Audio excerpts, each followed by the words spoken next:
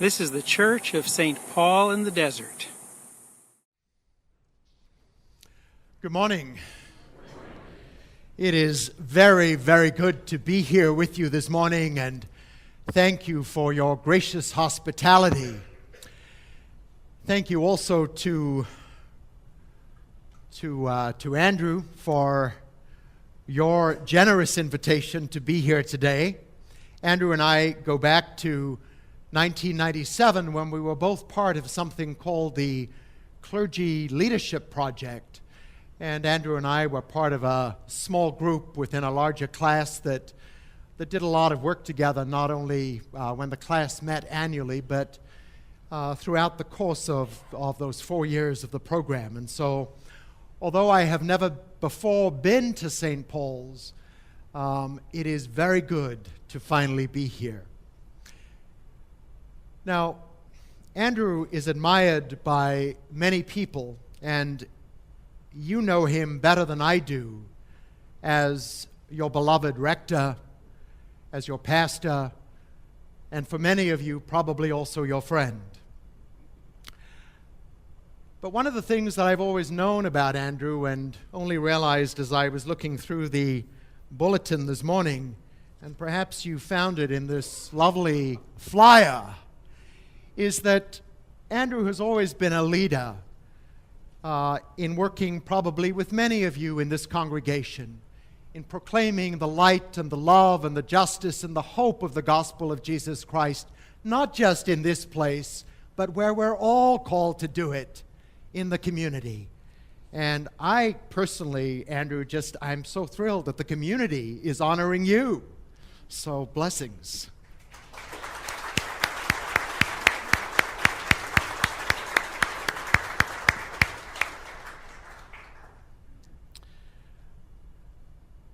My spouse and I have just bought a place in Palm Springs, and so I hope as we spend more and more time here that I will get to join you from time to time in the pews on a Sunday morning here at St. Paul's.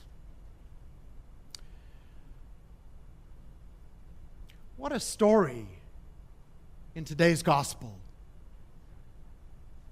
We read that Simon's mother-in-law was healed of her fever. You can imagine her amazement, perhaps her thankfulness, and surely some sense of being puzzled about what has just happened to her. And yet, as you read this very significant event, Mark tells it with a sort of exaggerated sense of British understatement. I imagine Simon's mother-in-law perhaps kicking her heels up with delight. She surely had not imagined this healing taking place. I want to suggest to you that there are times when we are probably like Simon's mother-in-law, perhaps in need of healing or having experienced a particular kind of healing in our life. Sometimes in our own lives we feel dried up or cut off from those things that are dearest and closest to us. For each of us, we try to make sense of what our spirituality means on our daily walk, our journey through life. The root word from which spirituality comes is a word that perhaps gives us a fuller sense of what we mean when we say that our spirituality is important to us. It is a word that means breath of life. Breath of life. The truth is that our journey invites and nudges and surprises us to become fully alive with ourselves, with others, and with God or the Holy One. And our lives are replete each day with invitations to be at one with the breath of life that flows through each of us. It's a journey, I believe, that beckons us to healing in its many forms, to being people of delight, and stepping beyond whatever it is that encloses our life in some way, so that along with Simon's mother-in-law, we too might kick up our heels with delight. I want to tell you a brief story about a breakfast conversation that I hosted for 450 people to meet and listen to His Holiness the Dalai Lama and Archbishop Desmond Tutu talk about compassion. We knew that the Dalai Lama would arrive late for the breakfast because of his morning meditation routine, which begins at something like 3:30 a.m. So Tutu and I began the conversation at the appointed hour of 7:30. And then, to our surprise, His Holiness walked into the room a little earlier than we had anticipated. I was at a podium much like this one, and there were two chairs to my left. The one closest to me was empty, and the one furthest away had Tutu seated in it. He made some pleasantries about how good it was to see his dear friend again. And as Tutu was saying all of this to the Dalai Lama, His Holiness started moving his left elbow, poking Tutu in the ribs as he was talking. Not once or twice, but repeatedly. And Tutu looked at the Dalai Lama and said to him, "What are you doing?" Well, His Holiness simply kept poking Tutu. And then finally he paused and he looked at him and he said, "You've gotten fat."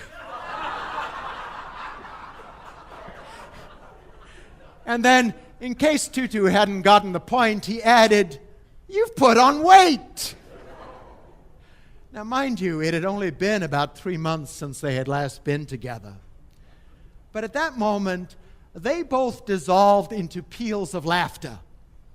And it was like being in the presence of two very impish school children. The breakfast guests, however, were really not sure how to respond. You could see the look of uncertainty on their faces. It was as though they had hit a pause button. And then Tutu said to the Dalai Lama, "You'd better behave yourself. Start acting like a holy man." And with that, the audience joined in the laughter. Now, I tell you that story for several reasons. One, because I think it captures in a very significant way what, in fact, holiness might look like.